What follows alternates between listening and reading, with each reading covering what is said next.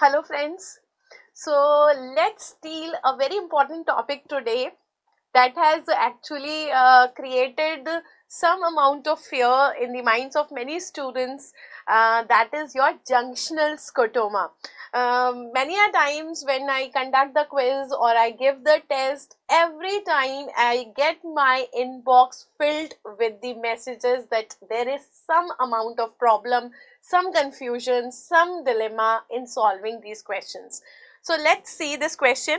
What is the most likely site of the lesion for the visual field defect? And they give you something like this. They have given you this defect and they have asked you what is the most likely site of lesion in this case.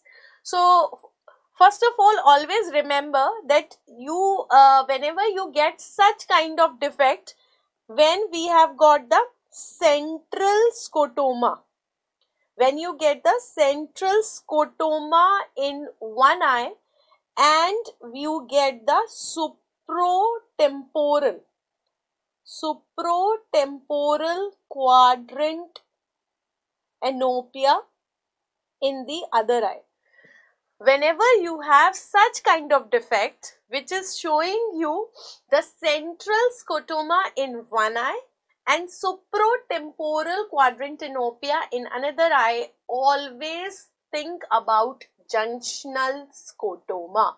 How will you come to know that this is supratemporal? Everybody can see that this is a central scotoma, that is not a problem, right? Now, how will you come to know that this is supratemporal? They will tell you the eye here. This is OD and this is OS. So, this is right eye and this is your left eye, okay? So what happens? This is the right eye, right side. So obviously this will be supratemporal. This is your infratemporal. This is supranasal and this is infranasal. So it's very clear. Now let's try to see what is actually junctional scotoma. So this is a diagram which will help you understand this junctional scotoma. First of all, what is that junction that we are talking about? Now, can you see here? Forget about the field effect. Just concentrate on visual pathway. So, this is your left eye here and this is the right eye here, right? So, here we have the retina. So, retina is showing you the nasal retina here. This is suppose your nasal retina and this is your temporal retina. Okay.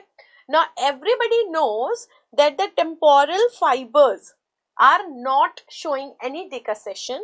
So, these temporal fibers are going on the same side optic tract. This is also very clear. Temporal fibers are going on the same side, not a problem. Now, what is happening? These nasal fibers will actually show the crossing over like this. So, what is happening? These are your supranasal fibers. And what are decussating? What are these fibers? These are all the inferior fibers. So, these are your inferonasal fibers. So, it is actually the inferonasal fibers which are decussating to the optic tract. Now, what these fibers are doing, when they are decussating, they are first making a loop around this optic nerve. You know, this side nasal fibers have to go on the other side. So, they will be going something like this, right?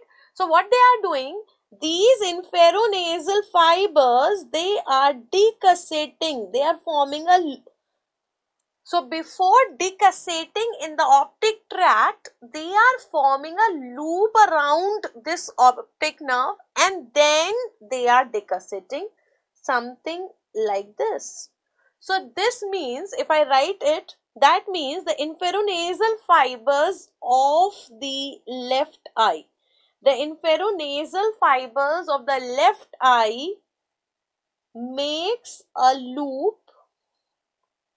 This is making a loop. Where it is making a loop? Around the optic nerve, around the optic nerve of right eye. This is very clear. So now what is happening? Suppose I get a trauma or a lesion here. Suppose here I am getting a lesion. What is this area? This area is actually the junction of optic nerve and the optic chiasma. So when I have a problem or a lesion at this area which is having a junction of optic nerve and the optic chiasma, then this is called as junctional scotoma. Then this is called as junctional scotoma. And these fibers which are making a loop around the other side optic nerve, what is this called as? This is called as anterior knee of von Willebrand. This is called as anterior knee of von Willebrand. So you have come to know what is this anterior knee of von Willebrand. You have come to know what is the junction. What junction are they talking about? So they are talking about the junction of the optic nerve and optic chiasma, which is proximal to the optic chiasma. So this is proximal to the optic chiasma. Now for example, if I have a problem here, suppose I have a lesion here. So what are the things that are affected? Let us try to see this. So if there is a lesion here, what are the things that are affected? So I will have a problem with the right eye optic nerve total, right? Because already both the fibers are present here. But which fibers of the left eye? Which fibers of the left eye were decussating? Only these inferonasal fibers. So this will also affect the left eye inferonasal fibers. So that means whenever I have a problem of junctional scotoma, the scotoma is occurring due to the lesion at the junction. Which junction? The junction of optic nerve and the optic chiasma, which is considered to be proximal to the optic chiasma. So what are the things that are affected? It is affecting, so whichever side lesion it is, it will affect the optic nerve of that side and the inferonasal fibers of the opposite side. So this is very clear, right? Now this means that if I have a problem with the right side optic nerve, so I will have the central scotoma on that side.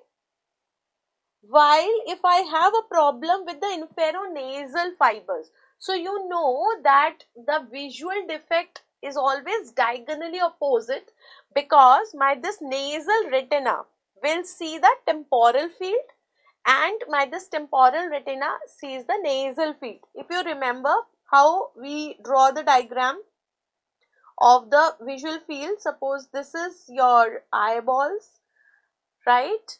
And we have got somewhat nasally, we have got this optic disc here. So here I have this fovea centralis. So if I divide this retina something like this, okay. So one side I have the nasal retina, one side I have temporal retina. So what are the fields which are affected? This nasal retina will correspond to this temporal visual field, and this temporal retina affects the nasal visual field, right? So similarly, if my inferonasal fibers are affected, which field is going to be affected? It is diagonally opposite. So this will affect the supratemporal quadrant, which will be called as supratemporal quadrant enopia. Supratemporal quadrant enopia. So let's see what will be the defect that is shown here. Let's see the defect here. Now see here what we had written. We had written the right eye central scotoma. See, they have shown you the central scotoma on the right side, because you know same side both the fibers are affected, nasal also and temporal also, while the other side only these inferonasal fibers are affected. So they will be affecting diagonally opposite quadrant, supratemporal quadrant enopia.